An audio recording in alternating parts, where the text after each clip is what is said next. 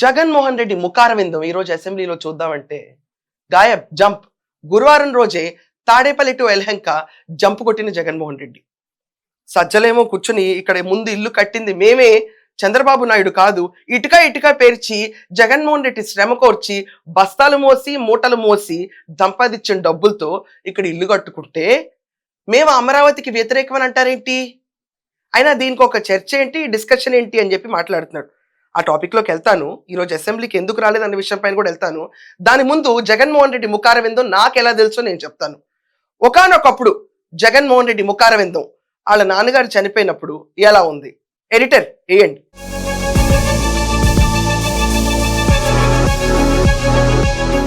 తర్వాత జగన్మోహన్ రెడ్డి జైలుకి వెళ్ళి బయటకు వచ్చినప్పుడు అని నవ్వుకుంటూ వచ్చిన ఒక ముఖారవిందం ఉండేది, అది కూడా వేయండి.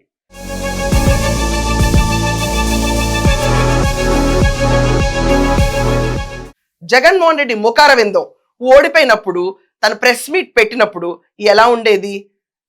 నిరుత్సాహంగా ఒక స్పీచ్ ఇచ్చాడు. ఎడిటర్ అది కూడా వేయండి. చూసిన ఫలితాలు, జరిగిన పరిస్థితులు చూస్తే ఊహించలేదు ఇలా జరుగుతుందని, ఇలా వస్తాయని కూడా.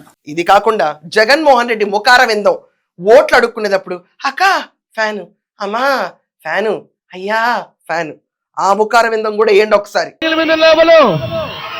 మన గుట్టు ఫ్యాను ఇక్కడ మన గుట్టు ఫ్యాన్ అమ్మా.